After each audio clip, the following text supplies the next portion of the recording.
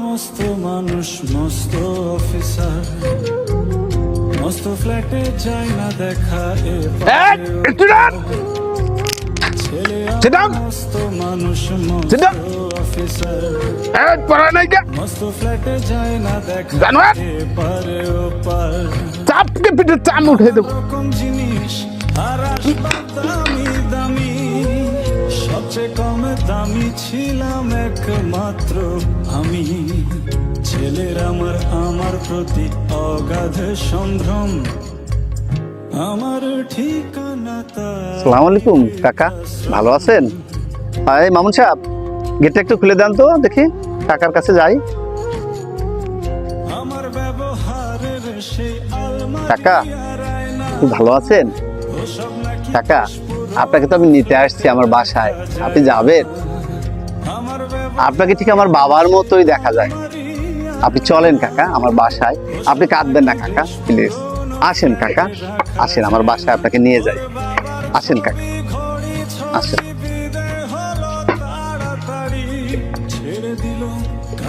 চলেন কাকা, আপনি কাঁদবেন না, আমি দেখতেছি আপনার কি সমস্যা।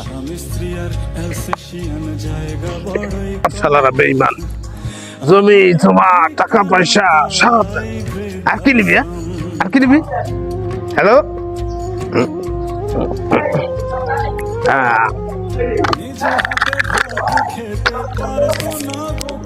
আর কি নিবি? আর তো কিছু নাই। কত খোকা আমার কথা শুনে খোকা বোধহয় আর কাঁদে না। মামুন সাহেব, হ্যাঁ, আচ্ছা নিয়ে আসতেছি। ছোটবেলায় স্বপ্ন দেখে উঠতো খোকা কেঁদে দুহাত দিয়ে বুকের ভাই, ঢাকা দুটো টিকিট দেন। বেঁধে হ্যাঁ হ্যাঁ হ্যাঁ। দুহাত আজ খোঁজে ভুলে যায় কত কত? ও আচ্ছা আচ্ছা, ঠিকানা এখন টাইমটা কত? ও আচ্ছা, 5টায়। ও আচ্ছা ঠিক আছে। খোকার হয়েছে ছেলে কাকা, আপনি কোনো চিন্তা করবেন না, বাসায় আমার 2টা বাচ্চা আছে, আপনাকে খুব দাদু দাদু করে খুব আদর করবে, দেখবেন আপনার কোনো টেনশন নেই কাকা, আপনার খুব ভালো লাগবে। কোথায় যাচ্ছেন চাচা? এদিকে আসেন, কই যান?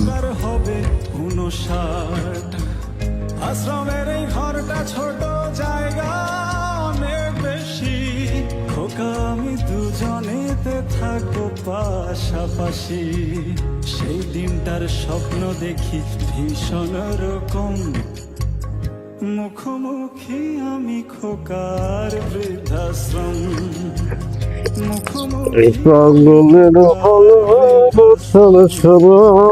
মুখোমুখি আমি একদিন ফুরাবে মুখোমুখি আমি খোকার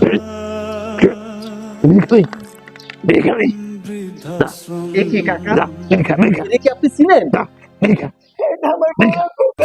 তাই আমার কেউ নাই, আমার কেউ নাই, আমার কেউ নাই, সব ছাড়তে পারে, সব ছাড়তে পারে। আমার ব্যবহারের সেই আলমারি আর আয়না ওসব নাকি বেশ পুরনো ফ্ল্যাটে রাখা যায় না আমার ব্যবহারের সেই আলমারি আর আয়না ওসব নাকি বেশ পুরনো ফ্ল্যাটে আপনি কে? রাখা যায় না আপনি কে? আবার ছবি আমরা আপনার মেন্টাল হসপিটাল থেকে এসেছি।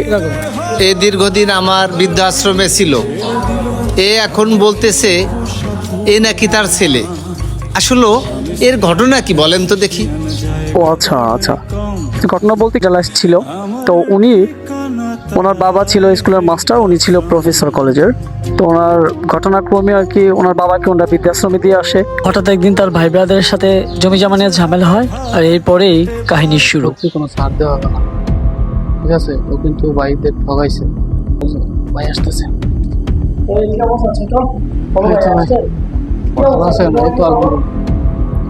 জরুরি তলব ভাই। এখন ওই সম্পত্তিগুলা, আমাদের সম্পত্তি আমাদের ভাগ করে দাও। না আছে বললে হবে না, আমাদের খাতা কলমে লাগবে। আর তুমি তোমার ওইভাবে কিছু করতে চাই না।